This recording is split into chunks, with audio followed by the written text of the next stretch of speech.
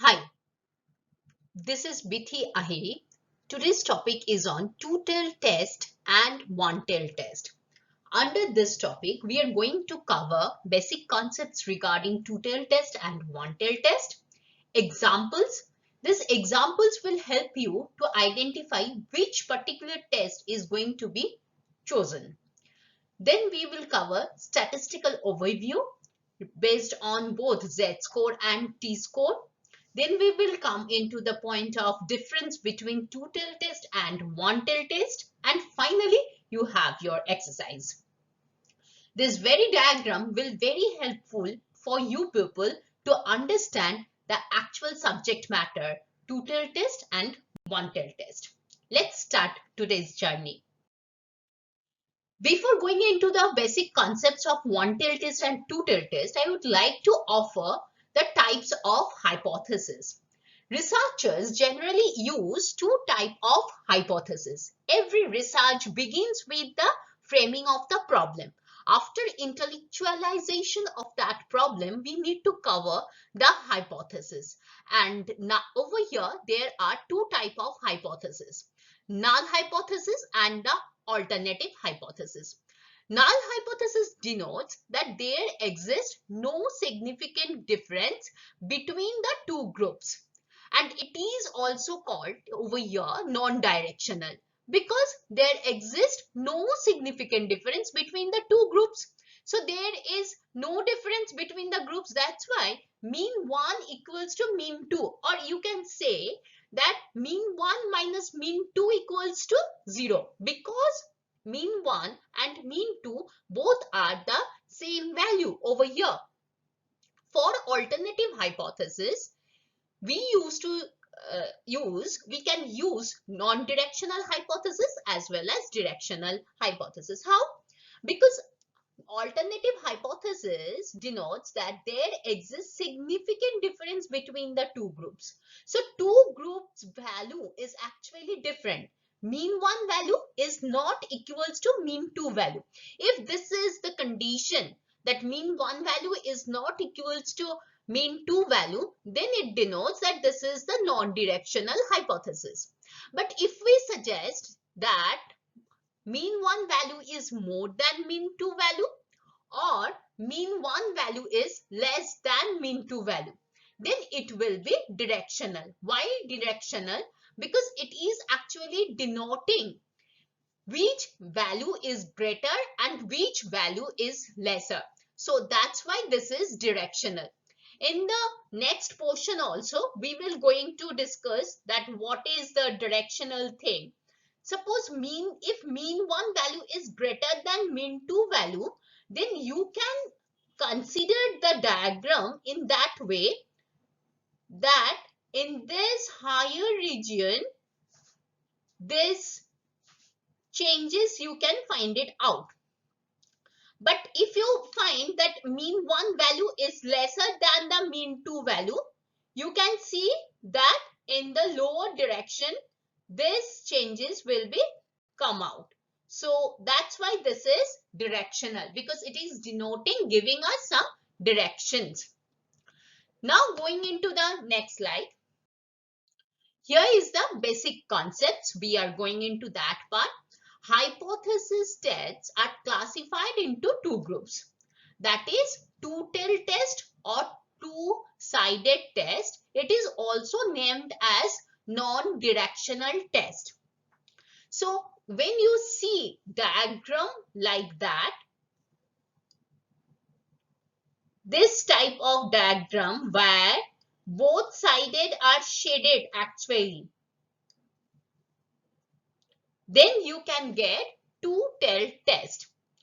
And the other name is one-tailed test, which is also known as one-sided test or directional test. So in the slide, just before this slide, we have already drawn how it looks like.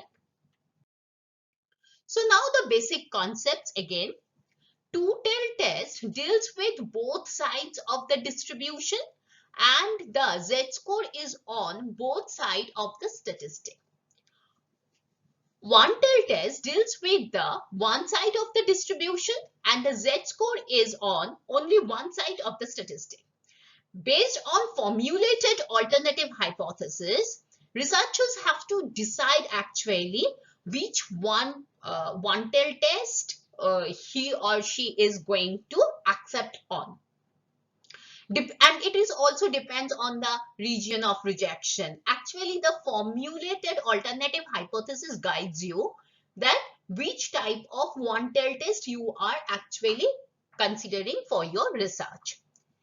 If the region of rejection below the acceptance region, that is to the left of the acceptance region, it is known as left-tailed test.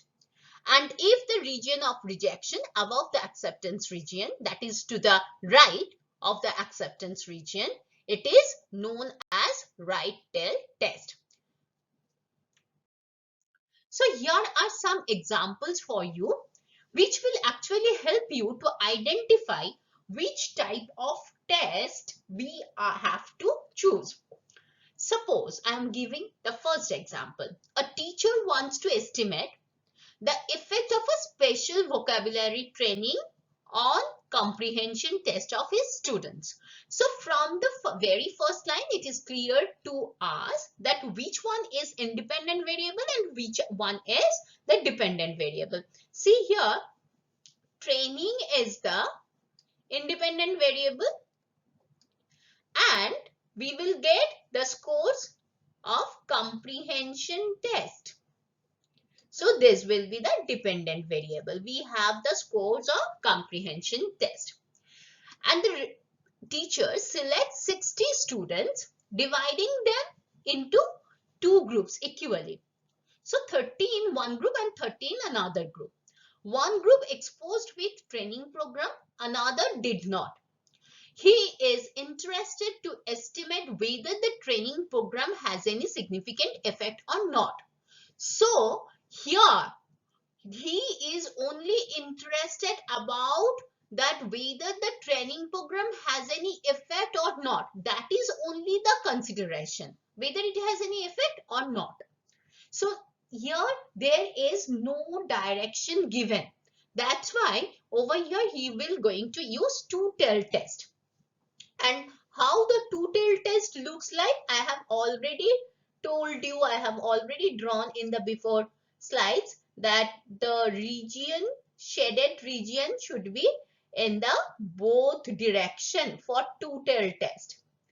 Now in the same question, we can frame the last line in different way. Like instead of saying he is interested to estimate whether the training program has any significant effect or not, he can state it in that way. He is interested to estimate whether the experimental group has significantly higher score on comprehension test than the control group. So if he said the direction that whether the training program has any significantly higher positive impact or not, in that case, he is actually using a direction. So it will be under directional test and it will be the one-tailed test. And as he denotes the indication that the score is higher, so higher tail of the curve will be shaded. So it will be the right-tailed test. Now again, another example has been given. A managerial team desired to determine whether workload at all significant factor for productivity. So over here, the managerial team only wants to determine whether workload has any effect on productivity or not. So what is the independent variable? Independent variable is the workload and dependent variable is the productivity. So we have scores on productivity. And whether it has any significant effect or not, for this it will be yes, two directional. because he wants to know whether it has any significant impact or not. That is the issue over here for the researcher. Now, the same thing can, if it is stated like that way, a managerial team desire to determine whether workload decreases productivity. If this is the question, then the managerial team actually denotes that the lower side of the curve, because he has given the direction by saying decreases. So that is why it will be one tail test, and this type of one tail test used to known as left-sided test. Now this is the fractional areas of the unique normal curve in different levels of significance, and using two-tail test it has been explored. So what is that? See, this is the body. The white region is the body, and the tail part is denoted using right shade. So this is the tail part of the curve. So we are over here focusing on to the 0.05 level of significance. So 0.05 level of significance, what does this mean? This means that if the researcher maintaining all the conditions, if he repeat the test 100 times, 5 times he will get different result, and 95 times he will get the same result. So over here, if you see the z-score value, the z-score value is 1.96. and it should be plus minus 1.96. Because why plus minus 1.96? Because the higher end, this is the mean position, mean equals to 0 for the unit normal curve, always we know that value. And if from the mean we go into the right hand side of the curve, it is the plus 1.96, and from the mean, if we go into the left hand side of the curve, it will be the 1.96 minus 1.96. See here, I have shown that 0.95, over here the value is 0.4750 plus 0.4750. Why? Because the unit normal curve is bilaterally symmetrical. So if it is bilaterally symmetrical, that denotes this acceptance region. This region is the acceptance region, and it is 95% showing. And over here, there lies 0.4750 cases, and here also 0.4750 cases. Right, and we are dividing 0.05 divided by 2 because we are getting, this is non-directional, and both of the tails are highlighted over here.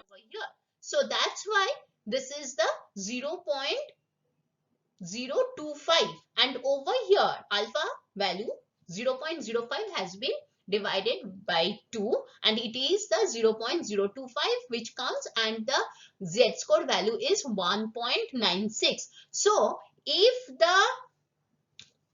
the research has to be significant, if the null hypothesis needs to be significant, then what we have to get? We have to get the z-score value which exceeds 1.96. So that if the z-score value exceeds 1.96, we can say that null hypothesis has been rejected, and it can be of any end. It can be plus, it can exceed plus 1.96, it can exceed minus 1.96 as well. Then in the second condition, where we are dealing with 0.09 level of significance, and if you see for 0.09 level of significance also, you have, see, this is the curve, and for 0.09,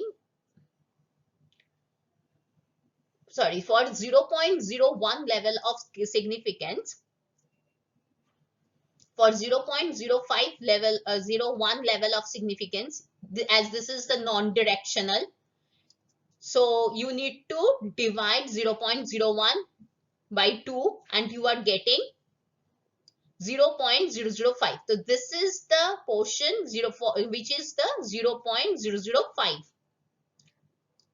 because here we are dividing the alpha divided by 2 equals to, we are getting 0.005, and this is the these two are the rejection region.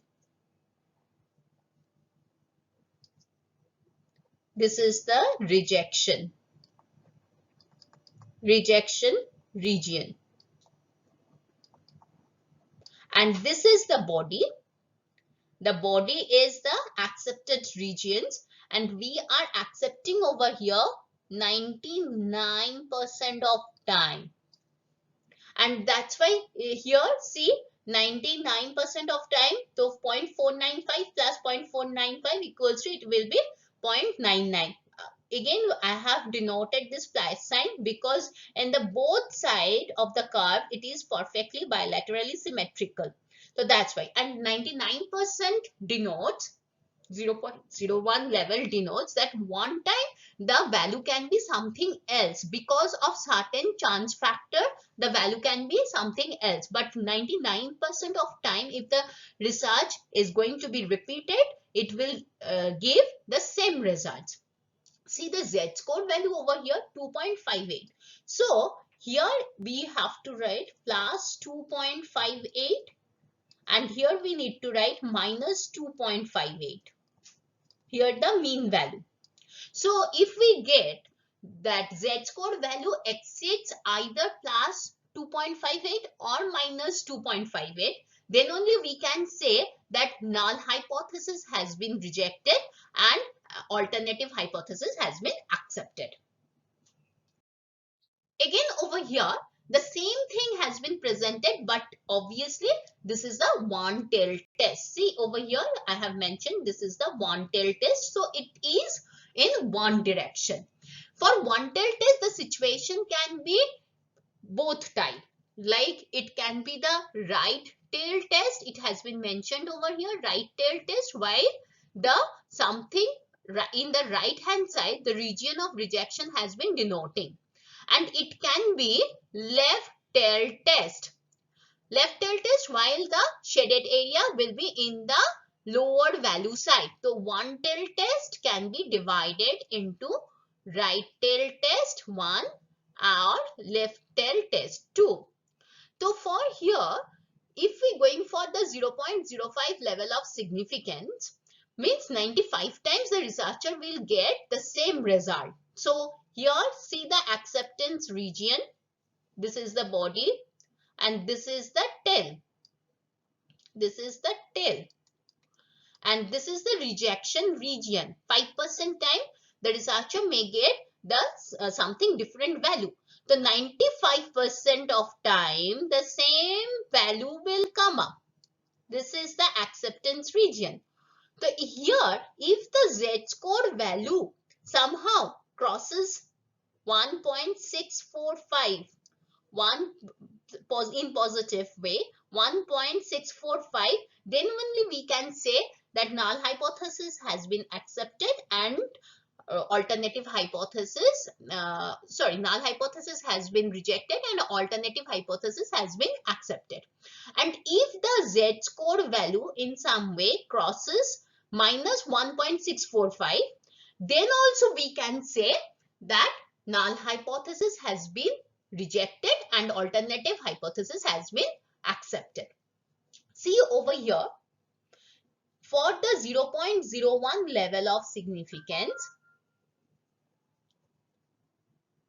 okay, if we need to go for the greater side of the curve, so over here we have to highlight this region, and over here z-score value will be 2.33 plus in plus 2.33, and this is the accepted region, and here 99% of the thing will be covered. So if the value outcome, Z score, obtained value, Z score obtained value exceeds 2.33. Z score obtained value is greater than Z score critical value.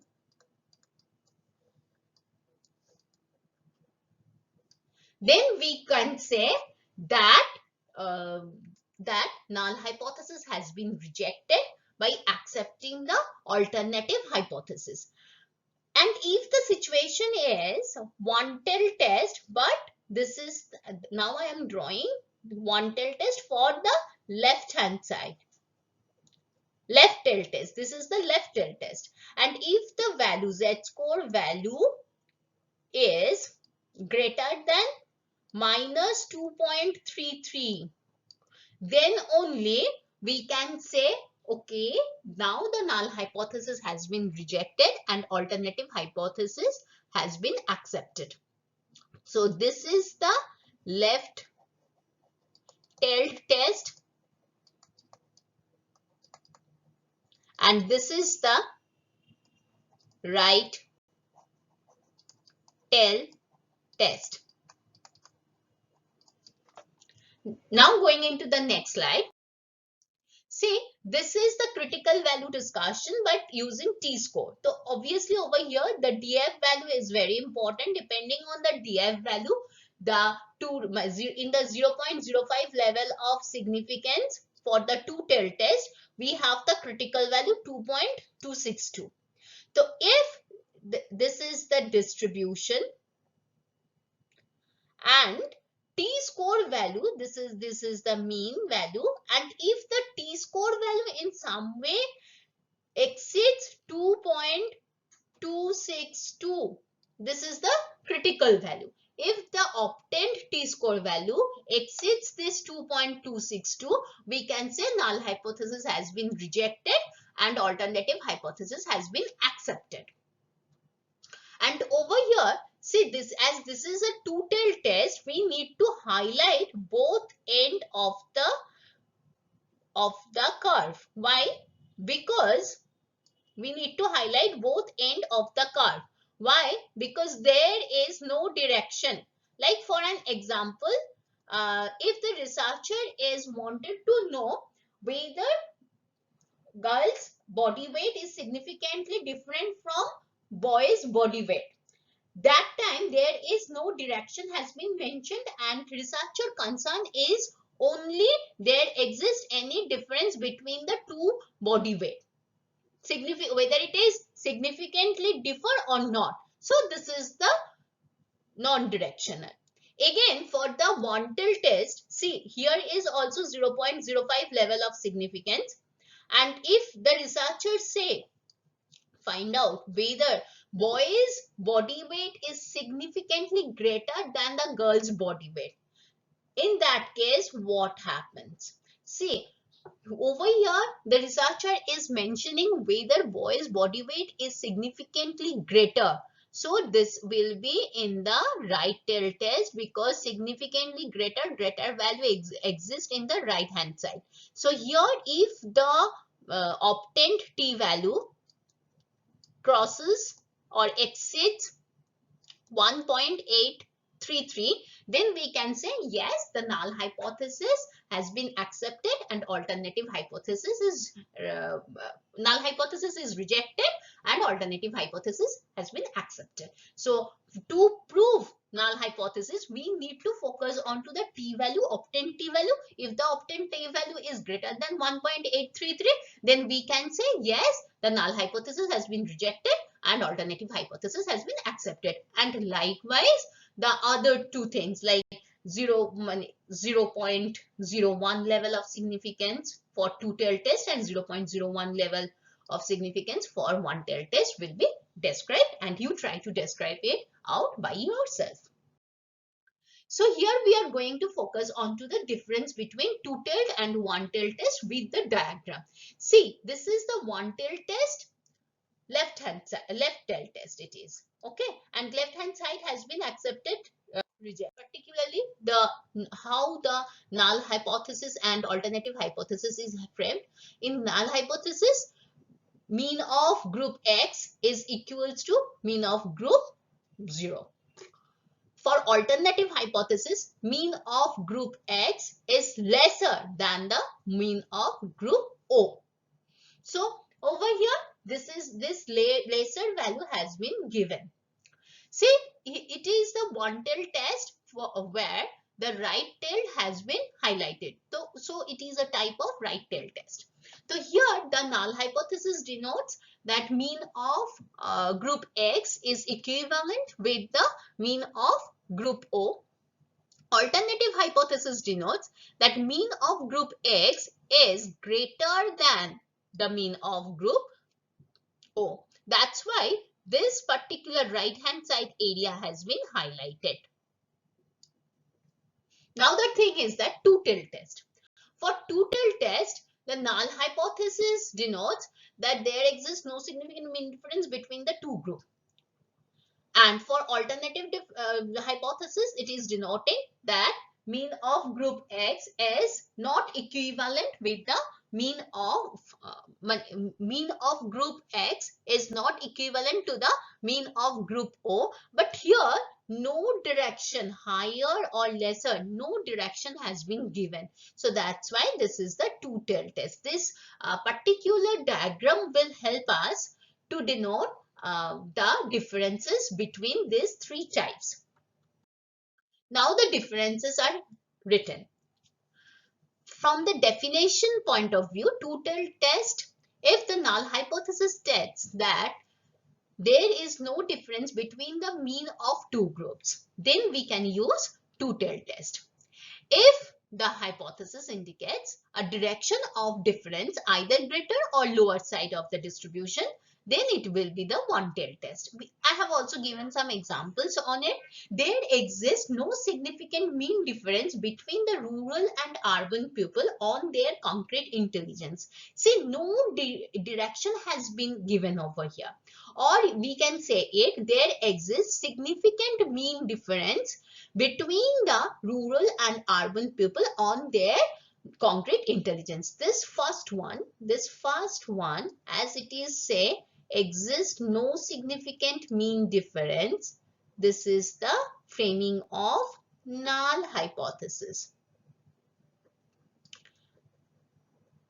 And if you see onto the next description, next framing, there exists significant mean difference between the rural and urban people on their concrete intelligence level. This denotes the alternative hypothesis. We can write alternative hypothesis in HA or H1 as.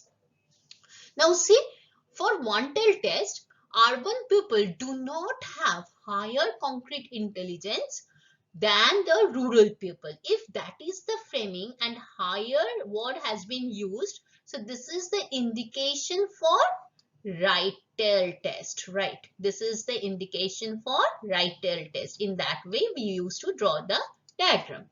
And urban people do not have lower concrete intelligence than the rural people. So here the lower thing has been mentioned. So it will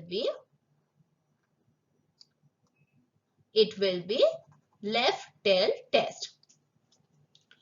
Now see the indication. There are certain indications which helps us to understand whether it is two-tailed test or it is one-tailed test. So for two-tailed test, there is no indication of greater than, lesser than, superiority or inferiority and etc. But if you are going with the one-tailed test, there is the indication of greater than.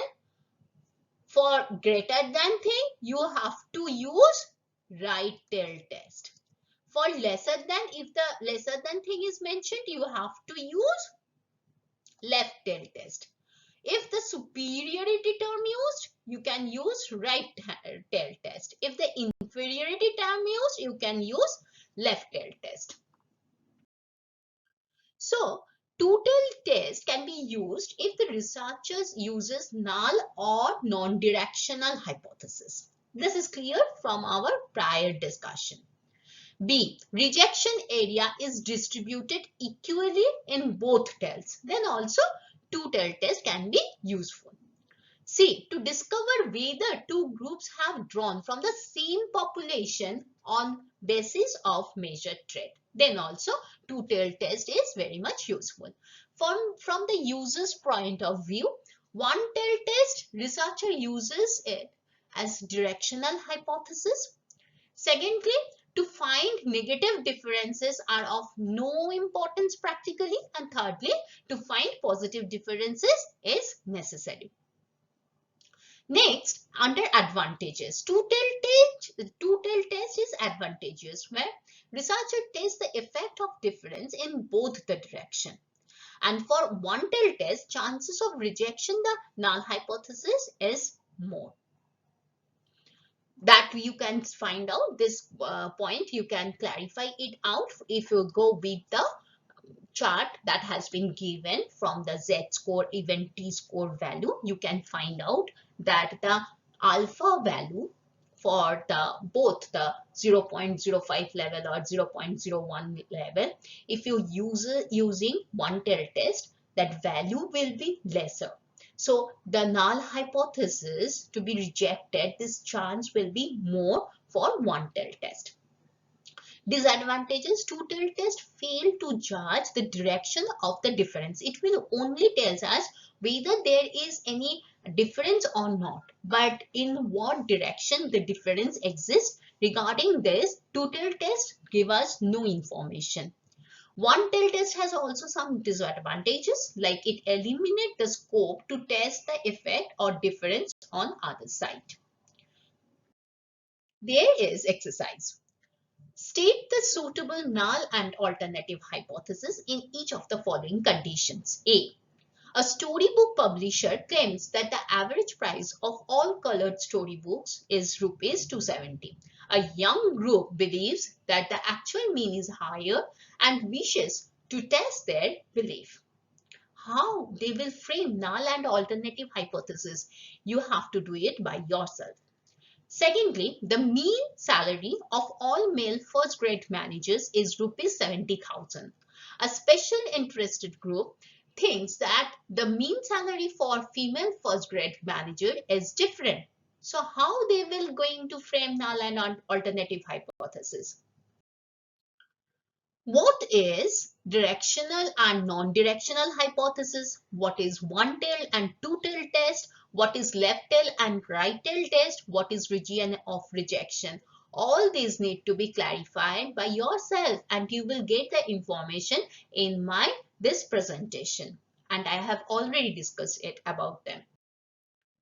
Now, discuss region of rejection under the following condition, along with z-score and suitable diagrams. B, along with t-scores and with adequate diagrams. C, with suitable examples. You have to give examples by yourself so that you can identify whether your insight regarding this topic get clear or not. Discuss the difference between two-tailed test and one-tailed test. Remember one thing, whenever you are going to discuss one-tailed test and two-tailed test, obviously you need to give one thing very much important, and that is the diagram. Do not forget to describe along with the diagrams, even if it is not mentioned in the question. Finally, if you like this particular presentation, then you can subscribe it, you can share it, and don't forget, if you have any difficulty, you can give some comment also. Thank you for your active listening.